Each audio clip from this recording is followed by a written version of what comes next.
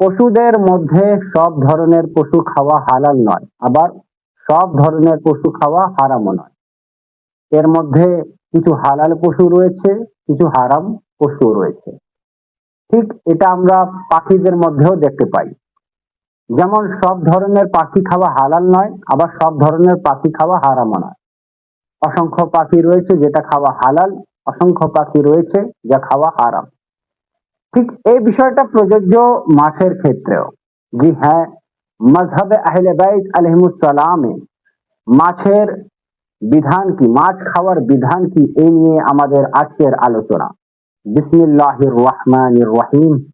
আসসালামু আলাইকুম ওয়া রাহমাতুল্লাহি ওয়া বারাকাতুহু।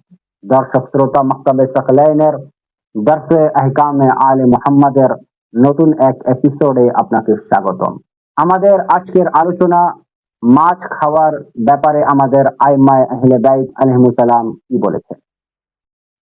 যেমনটা আমি শুরুতে বলেছি যে সকল ধরনের পশু হালাল নয়, আবার হারামও নয়। এর মধ্যে হালাল পশুও রয়েছে, হারাম পশুও রয়েছে। পাখিদের মধ্যে হালাল পাখিও রয়েছে, হারাম পাখিও রয়েছে। ঠিক মাছের বিষয়ে তাই। এখন কোন মাছ খাওয়া হালাল, কোন মাছ খাওয়া হারাম, এটা আমরা আহলে বাইত আলাইহিমুস সালামের হাদিসের অনুসারে দেখব। আমাদের আজকের আলোচনা তাদের জন্য যারা কুরআন এবং আহকামে মাসুমিন আলাইহিমুস সালামকে অনুসরণ করতে চান, যারা নিজেদেরকে আহলে বাইত আলাইহিমুস সালামের অনুসারী হিসেবে দাবি করেন বা মনে করেন, তাদেরকে অবশ্যই আহকামে আহলে বাইত আলাইহিমুস সালাম মানতে হবে। দর্শক, মাছ খাওয়ার বিষয়ে আমাদের আইম্মায়ে আহলে বাইত আলাইহিমুস সালাম আঁশবিহীন মাছ খেতে নিষেধ করেছেন।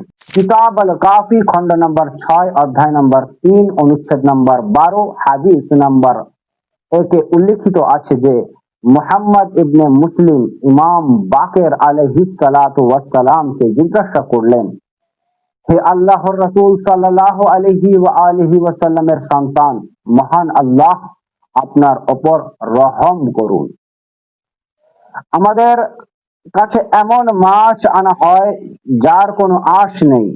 ইমাম আলাইহিস সালাতু ওয়াস সালাম বললেন, যে সব মাছের আঁশ আছে তা খাও, আর যেগুলোর আঁশ নেই তা খেও না। এখানে ইমাম বাকের আলাইহিস সালাম ক্লিয়ার করে দিয়েছেন যে আঁশবিহীন মাছ খাওয়া যাবে না, যেগুলো মাছে আঁশ রয়েছে সেটা খেতে হবে।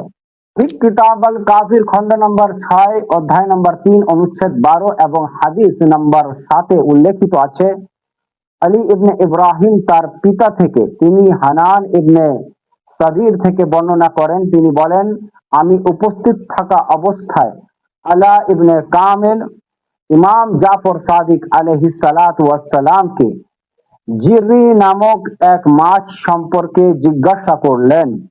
তখন ইমাম আলাইহিস সালাম বললেন, আমরা আলী আলাইহিস সালাতু ওয়াস সালামের কিতাবে মাছের মধ্যে এমন কিছু বিষয় হারাম পেয়েছি যা তোমরা স্পর্শ করবে না, অর্থাৎ খাবে না। এরপর ইমাম আলাইহিস সালাম বললেন, যেসব মাছের আঁশ নেই সেগুলোর ধারের কাছেও যেও না। দর্শক, যে মাছের আঁশ নেই সেটা স্পর্শ করতে, খেতে এবং তার ধারের কাছে যেতেও মানা করেছেন আমাদের ইমামগণ।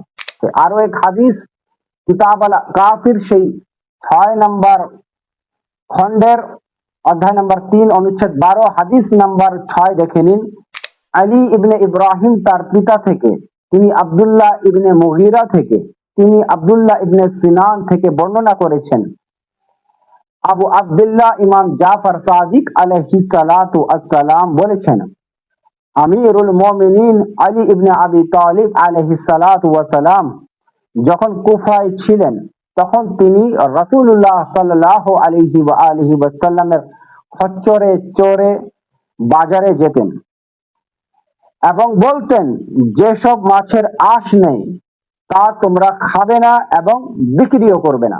দর্শক, মাযহাবে আহলে বাইত আলাইহিমুস সালামে আঁশবিহীন মাছ খাওয়া হারাম এবং আঁশবিহীন মাছ বিক্রি করাও হারাম, এবং খাওয়ার উদ্দেশ্য করে এই মাছের কাছে যাওয়াও নিষেধাজ্ঞা রয়েছে।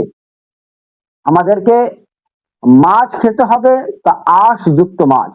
মনে রাখবেন, আমরা যারা আহলে বাইত আলাইহিমুস সালামের অনুসারী, আমাদেরকে আহলে বাইত আলাইহিমুস সালামের ফিকহ, হাদিস এবং উনাদের দেখানো পথ অনুসারে চলতে হবে।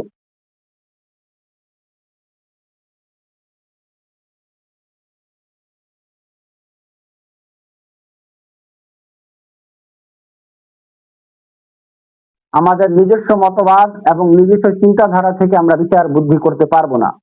আল্লাহ রাসূল সাল্লাল্লাহু আলাইহি ওয়া আলিহি ওয়াসাল্লাম যে মিনহাজুস সাকলাইন আমাদেরকে দিয়ে গিয়েছেন, কোরআন ওয়া ইতরাতি আহলে বাইত আলাইহিমুস সালাম, আমাদেরকে দ্বীনের সকল শিক্ষা রাসূল সাল্লাল্লাহু আলাইহি ওয়াসাল্লামের সুন্নাত, শরীয়ত, তা কোরআন এবং আহলে বাইত আলাইহিমুস সালাম থেকে নিতে হবে। দর্শক, আমাদের দরসে আহকামে আলে মুহাম্মাদের সিরিজ বাই সিরিজ চলতে থাকবে ইনশাআল্লাহ। আমরা এই সিরিজে আহকামে আহলে বাইতের বিভিন্ন বিষয় নিয়ে আলোচনা করব। আমাদের সঙ্গে থাকবেন, মাকতাবে সাকলাইনকে সাপোর্ট করবেন। মাকতাবে সাকলাইন জিন্দাবাদ, আহকামে আহলে বাইত জিন্দাবাদ, মাযহাবে আহলে বাইত জিন্দাবাদ। আসসালামু আলাইকুম ওয়া রাহমাতুল্লাহি ওয়া বারাকাতুহু।